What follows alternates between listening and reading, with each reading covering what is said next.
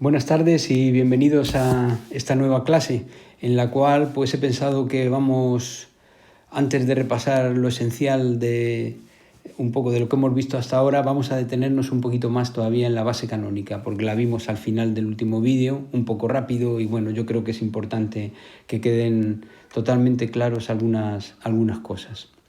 Entonces vamos a verlo con el ejemplo de antes. Nos vamos a situar en R2 y vamos a recordar lo que era aquella base, aquel sistema de referencia que habíamos cogido, la base B, formada por los vectores U1, 1 menos 1 y U2, el 2, 1, y el vector X, formado por el supernúmero menos 3, 6, el cual podíamos expresar en relación a esta base como su combinación lineal, como la combinación lineal de los vectores U1 y U2 con coordenadas menos 5 y 1. Eso nos permitía pues, matricular este vector, referenciarlo, precisarlo de manera unívoca mediante sus coordenadas menos 5, 1, teniendo claro, eso sí, que estamos utilizando nuestro sistema de referencia B.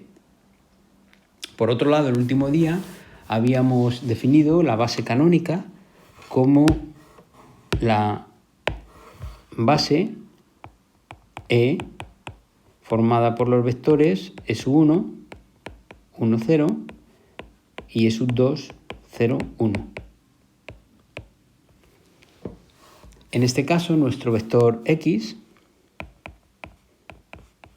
menos 3, 6, el binomio menos 3, 6, tendría como coordenadas, yo os anticipaba, las propias componentes. Bueno, pues vamos a comprobarlo. Si quiero hallar las coordenadas del vector menos 3, 6 en relación a la base canónica, pues lo expreso como combinación lineal de los vectores, en este caso de la base canónica, lambda por el S1 más mu por el vector S2, es decir, lambda por 1, 0 más mu por 0, 1, y del sistema resultante, pues despejo lambda y mu, las coordenadas, es lo que voy a hacer.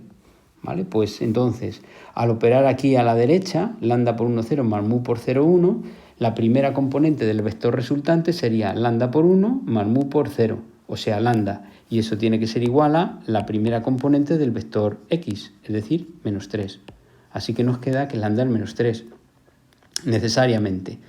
Para la segunda componente del vector X, 6, se tiene que cumplir que esta ha de obtenerse cuando opere de la manera habitual, lambda por segunda componente más mu por segunda componente, lambda por 0, 0 más mu por 1, mu.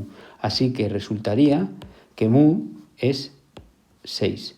Si os dais cuenta, esto es un sistema compatible determinado cuya solución única pues es justamente esta, la que hemos hallado, lambda igual a menos 3 y mu igual a 6. Es tan sencillo que se obtiene directamente.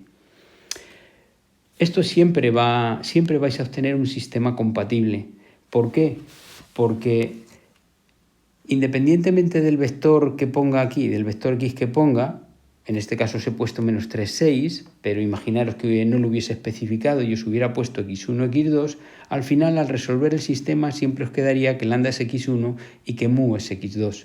Así que sea cual sea x1, x2, y x1, x2 pueden ser todos los vectores de R2, pues siempre tiene solución. ¿Cuál es la solución? Lambda igual a x1 y mu igual a x2. En nuestro caso, lambda igual a menos 3, mu igual a 6.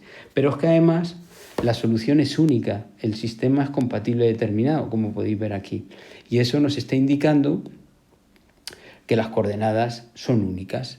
Dicho de otra forma, podéis verlo incluso así, nos sirve un poco de repaso. La base canónica, ¿vale?, realmente es una base, eso es lo que estamos justificando, porque el hecho de que nos aparezca aquí un sistema compatible determinado nos está indicando, por una parte, si es compatible, es que nuestra base canónica es un sistema generador, todos los vectores se pueden poner como combinación lineal de ellos. Y por otro lado, estos dos vectores son linealmente independientes, es decir, por eso es el sistema compatible determinado, solución única, porque son linealmente independientes. O dicho de otra forma, eso pasa porque ninguno de los vectores de la base canónica puede ser combinación lineal de los demás. Eso podéis verlo muy bien simplemente dándoos cuenta del hecho de que al tener los vectores S1 y S2 un 0 en diferente posición, va a impedir que uno sea combinación lineal del otro, y si no, intentadlo como lo hacíamos, veréis que es imposible. Pues estas dos cosas nos estarían justificando así de paso, casi sin querer, que E es en realidad una base especial, como os había dicho, pero una base. Nada nuevo, como veis. Simplemente pues me he permitido justificarlo. Así que esto es lo que pasa, que el vector X ahora, menos 3, 6, lo podéis escribir en relación a la base canónica como menos 3 veces el S1 más 6 veces el S2. Es decir, menos 3, 6, cuando el sistema de referencia que utilizo es la base canónica. ¿Vale? Pues esto es justamente lo que os he dibujado. Estas dos formas de ver el vector menos 3, 6 os las he dibujado a continuación. ¿Vale? Así con un poco de cuidado para que podáis verlo bien y entenderlo. En el primer dibujo, este de aquí, pues lo que os he hecho es dibujar la base B, los vectores U1 y U2, y luego en función de ellos dibujaros el vector X, menos 5 veces U1 más una vez U2, es decir, menos 5, 1 en la base B. Si formáis el paralelogramo, menos 5 veces el U1, que sería esta raya, más una vez el U2, que sería el propio vector U2, formáis el paralelogramo, como he hecho yo aquí, unir las diagonales y os saldrá el vector X, ese de ahí. Si ahora me representáis menos 3, 6, el vector X, como combinación lineal de la base canónica, lo primero que tendríamos que hacer, ahora estoy aquí, es representar los vectores de la base canónica, S1 y S2, que los he puesto en verde. El vector X, según hemos visto, es menos 3 veces el S1, o sea, hasta aquí, y más 6 veces el S2. Prolongo el S2 hasta aquí, formo el paralelogramo, que es lo que tenéis con las rayas discontinuas, trazo la diagonal y eso es el vector X, menos 3, 6. Y como podéis comprobar, la flecha que obtengo es la misma en ambos casos. Dicho de otra manera, el vector X es el mismo, lo único que he cambiado es la manera de referirme a él. El vector X es el mismo en ambos casos y cambia la manera de referirme a él, si queréis, la matrícula, por utilizar un poco una palabra que de una manera informal pues os había usado ya, según utilice uno u otro sistema de referencia. Así que podemos decir perfectamente, voy a poner amarillo por ejemplo, ¿vale?,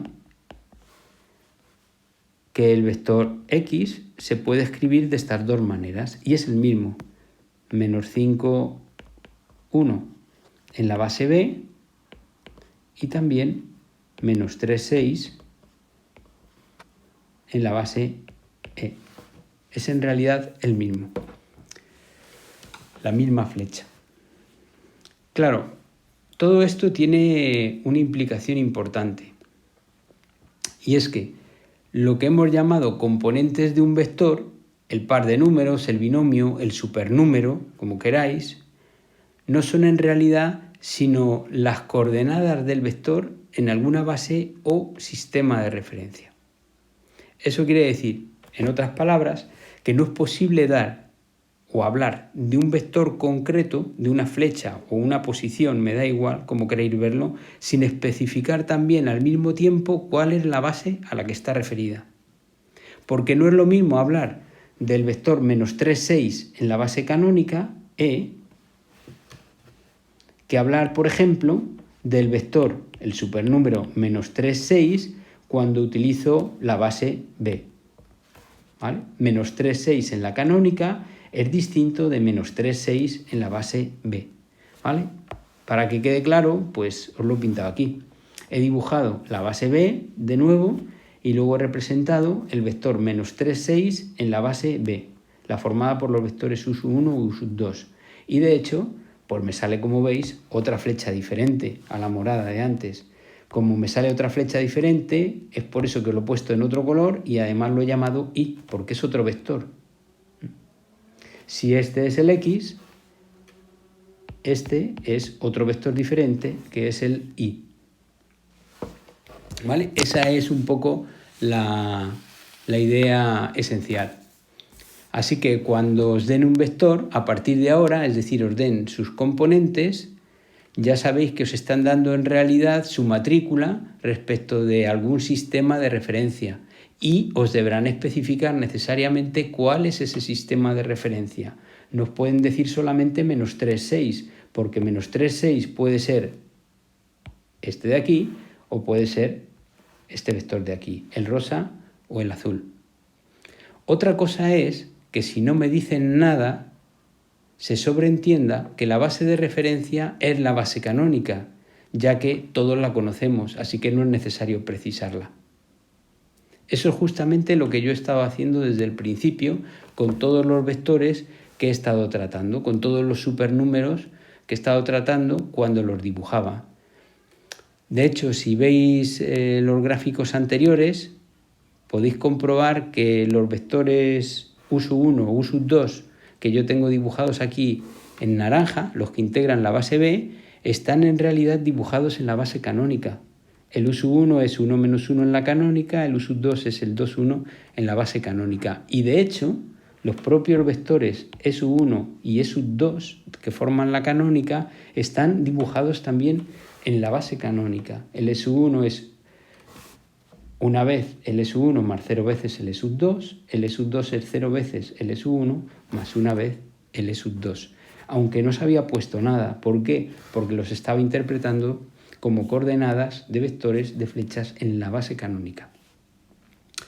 Si entendéis esto, pues más adelante, cuando nos planteemos el problema del cambio de base en Rn, pues no deberíais tener ninguna dificultad. Es por esa razón que me he querido detener un poquito más, porque es un poco sutil esta diferencia y muchas veces no se entienden las cosas porque no se entiende bien esto que os acabo de explicar. Antes de resumir un poco, ahora ya, lo esencial de lo que hemos visto, voy a dedicar un poquito a hablar del vector nulo. Voy a ponerlo por aquí.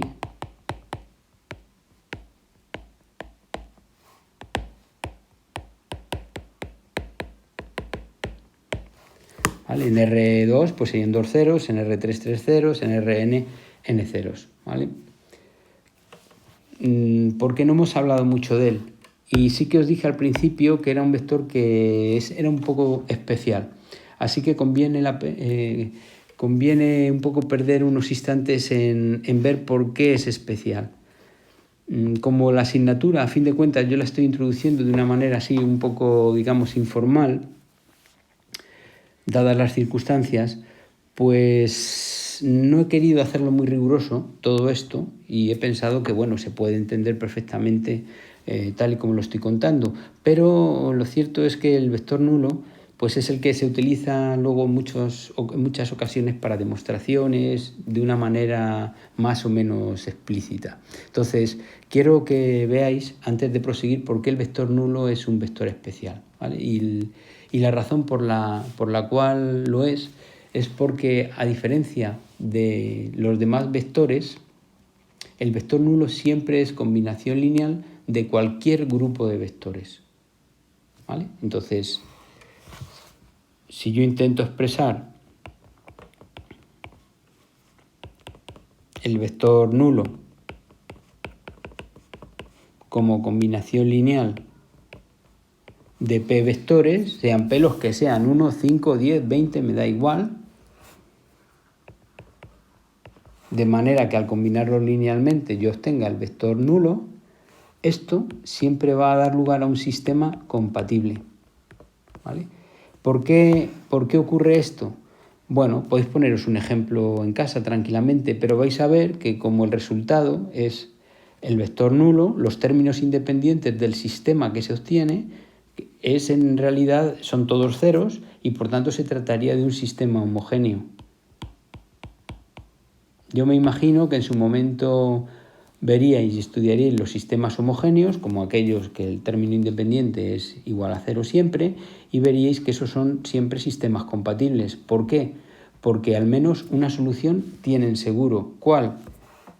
El hecho de poner aquí lambda 1 igual a 0, lambda 2 igual a 0 y lambda p igual a 0, hace que al calcular el producto de 0 por cualquier vector, me dé el vector nulo y al sumar todos nulos me da, obviamente, el nulo. Así que siempre va a haber en esta ecuación vectorial que os acabo de poner, esté en R2, en R5, en R10, me da igual, va a haber como solución que lambda 1, lambda 2, lambda p es 0, siempre. Dicho de otra forma, el vector nulo es combinación lineal de cualquier grupo de vectores con escalares o con coordenadas, todas ellas nulas. ¿Qué es lo que pasa? Eso es seguro. ¿Qué es lo que pasa? Que este sistema compatible que se obtiene a veces puede ser un sistema compatible determinado y a veces un sistema compatible indeterminado. Si al plantear la ecuación se obtiene un sistema compatible determinado, eso quiere decir que la solución anterior, lambda 1, lambda p igual a 0, es única. Eso va a ocurrir, por ejemplo, siempre que U sub 1, U sub 2 y U sub p sean una base. Si U sub 1, U sub 2 y U sub p son una base del espacio, entonces lambda 1, lambda 2 y lambda p van a ser 0 seguro. Y además es la única solución. Pero si lambda 1, lambda 2, lambda p, U sub 1, U sub 2, U sub p no son una base, porque alguno de ellos es combinación lineal de los otros, o por lo que sea, o porque no están en número suficiente, pues entonces junto a esta solución, lambda 1, lambda p igual a 0, vais a tener más soluciones. Es decir, que habrá infinitas formas de expresar el vector nulo como combinación lineal del U sub 1, U sub 2 y U sub p. Pero una de esas formas siempre será poner los escalares lambda 1, lambda p igual a 0, aunque habrá más.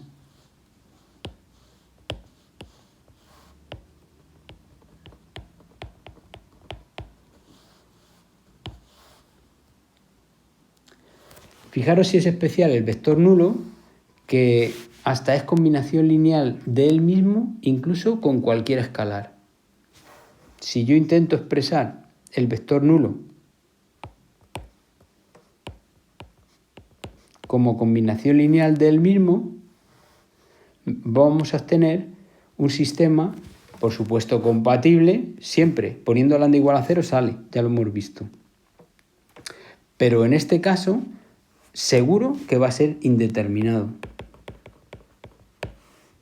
Es decir, que con cualquier lambda, con cualquier número real que me pongáis aquí, se cumple que obtenemos el vector nulo. 5 por el vector nulo es el vector nulo. 0 por el vector nulo es el vector nulo. Menos 7 por el vector nulo es el vector nulo. 9 por el vector nulo es el vector nulo. Así que podemos decir que el vector nulo como combinación es combinación lineal de él mismo con cualquier coordenada. Fijaros si es diferente. Esto no pasa con el resto de los vectores. Si yo me cojo un vector U, tal que U no sea el nulo, lo que va a ocurrir es que voy a obtener un sistema compatible determinado cuando me pregunte por el valor de lambda. Es decir, compatible siempre hay solución, siempre se puede expresar un vector como combinación lineal de sí mismo. ¿Con qué escalar? ¿Con qué coordenada? Pues muy fácil obtenerlo. Poneros un ejemplo y veréis que es con esta coordenada, lambda igual a 1. 1 por u es u. 1 por el vector 1, 3 es el vector 1, 3. No hay más coordenadas, solo hay la coordenada 1 para expresar un vector como combinación lineal de él mismo. Sin embargo, con el nulo no solamente es lambda igual a 1, sino que cualquier lambda me vale. Una consecuencia de todo esto es que, como el nulo siempre es combinación lineal de cualquier grupo de vectores, pues el nulo nunca podrá formar parte de una base del espacio vectorial. Porque en el momento en que un grupo de vectores o que en un grupo de vectores esté por ahí en medio el nulo, ya sabemos que hay uno seguro que es combinación lineal de los otros, con lo cual no van a ser linealmente independientes, con lo cual no puede ser una base. Bueno, con estas ideas sobre las particularidades del vector nulo, que podría seguir hablando, pues si os encontráis al consultar algún libro o alguna cuestión sobre el vector nulo y todo eso, pues creo que estaréis en condiciones perfectamente de entenderlo. Entonces ahora sí, vamos a escribir ese resumen un poco de lo que a partir de ahora debéis tener clarísimo, que como vais a ver, pues tampoco es tanto. Entonces necesitáis, podemos ponerlo, si queréis, de esta manera, ¿vale? Repaso. Entonces, nuestro espacio vectorial, Rn, está formado por n-alas de números reales. Es decir, resultado de ir a R una vez, coger un número, ir a R otra vez, coger otro número, así n veces. A esto se le llama producto cartesiano de R por R n veces. Y lo que hace, en definitiva, lo que nos dice es que de esta manera obtenemos n números pegados dentro de un paréntesis, donde cada uno de estos números, a su i, voy a llamarle, pues es un número real. Resultado de ir a R cada vez, n veces en total. Hemos visto que este numerito n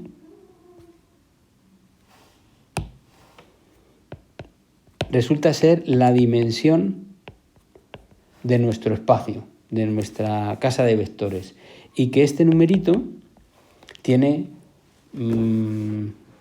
es importante porque nos da información sobre el espacio en relación a varias cosas. La primera de estas cosas nos dice que es el máximo número de vectores linealmente independientes que voy a poder juntar en el espacio.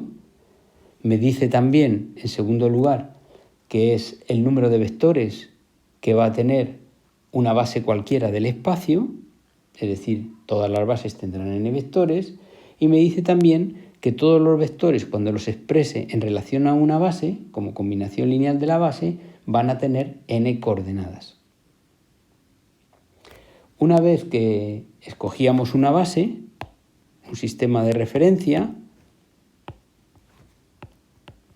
tengo infinitos. Una base no es nada más que un grupo de n vectores en los que ninguno sea combinación lineal de los demás. Podíamos expresar el vector x, sea cual sea este vector,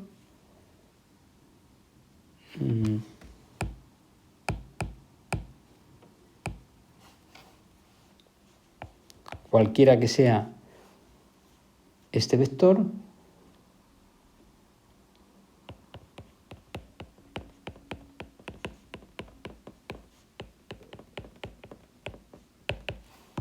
de manera única,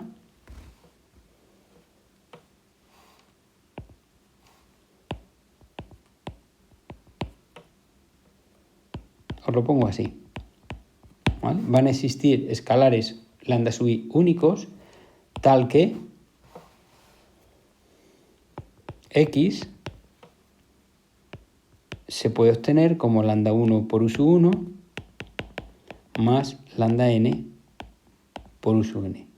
En definitiva, como estas coordenadas son únicas, puedo referirme al vector mediante ellas, especificando, eso sí, como os he señalado antes, el sistema utilizado, la base utilizada como sistema de referencia, ¿vale?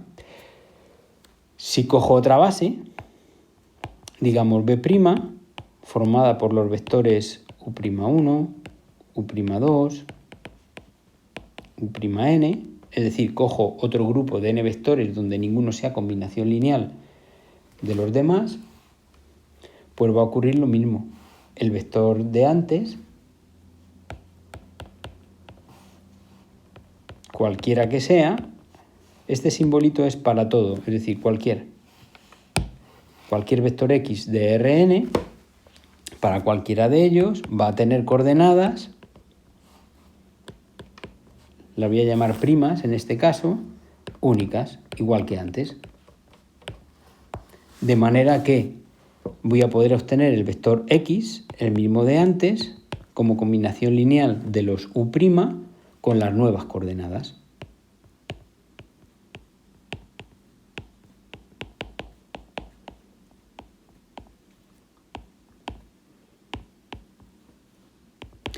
Y ahora el vector x se llamará lambda'1, lambda'2, lambda'(n), eso sí, especificando que este nombre, esta matrícula, va referida a la base B', pero es el mismo vector, como debería haber quedado claro.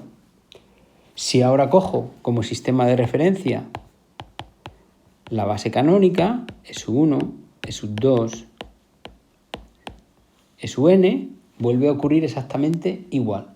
Cualquiera que sea el vector que cojamos del espacio, van a existir, lo voy a llamar, no los voy a llamar de ninguna manera, van a existir coordenadas únicas tal que permitan expresar el vector x en relación a los vectores S1, S2, Sun, de tal manera que estas coordenadas son precisamente las componentes del vector x. x1 por S1 más x2 por S2 más xn por Sun. Esto es, puedo llamar al vector directamente por sus componentes, sabiendo que son sus coordenadas en la base canónica, ¿vale? Eso significa, como digo, que cuando llame a x por sus componentes, por sus supernúmeros, estas no son sino sus coordenadas en la base canónica, como os estaba diciendo.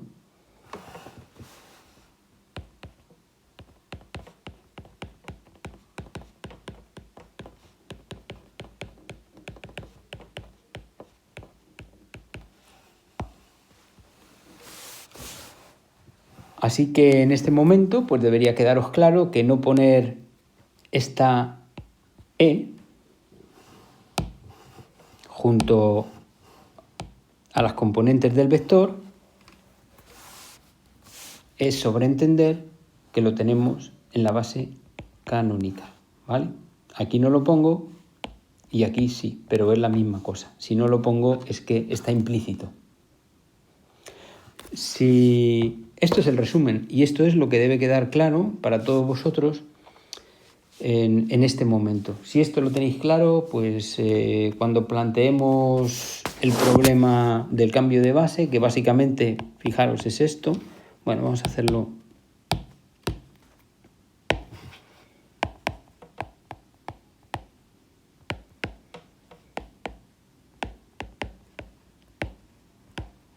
así. Cuando en su momento nos planteemos el problema de cambiar de base, la situación va a ser esta. Tendremos un vector y nos darán sus componentes. Es decir, si no nos dicen nada, nos estarán dando sus coordenadas en la base canónica. Si nos dicen sus coordenadas,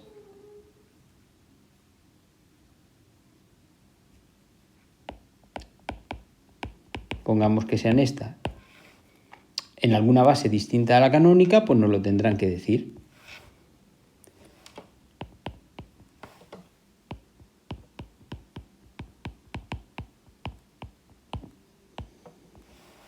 ¿Vale? El supernúmero nos tienen que precisar, el supernúmero que nos den, las componentes del vector, en qué base...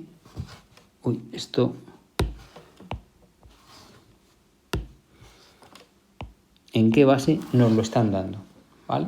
Nos pueden dar X en la canónica, o nos pueden dar X en la base B, lambda 1, lambda 2, lambda n, o nos pueden dar en la base B', lambda prima 1, lambda prima 2, lambda prima n, como se dibujaba aquí, como os he hecho aquí. Entonces, el problema que nos plantearemos más adelante será, dado un vector, por ejemplo, en la base canónica, ¿cuáles serían sus coordenadas en la base B? Conocidos x1, x2, xn. Si quiero cambiar de sistema de referencia a la base B, ¿cómo puedo obtener lambda 1, lambda 2 y lambda n de una forma operativa? O, dado el vector x escrito en la base B, lambda 1, lambda 2, lambda n, ¿cómo puedo cambiar a la base B'? Es decir, ¿cuáles serían las coordenadas de esa misma flecha si ahora utilizo como sistema de referencia en lugar de B, B'? Es decir, cómo cambiar, cómo obtener las coordenadas de un vector en diferentes sistemas de referencia. Eso es a lo que se llama o se conoce como el problema de cambiar de base, el problema del cambio de base.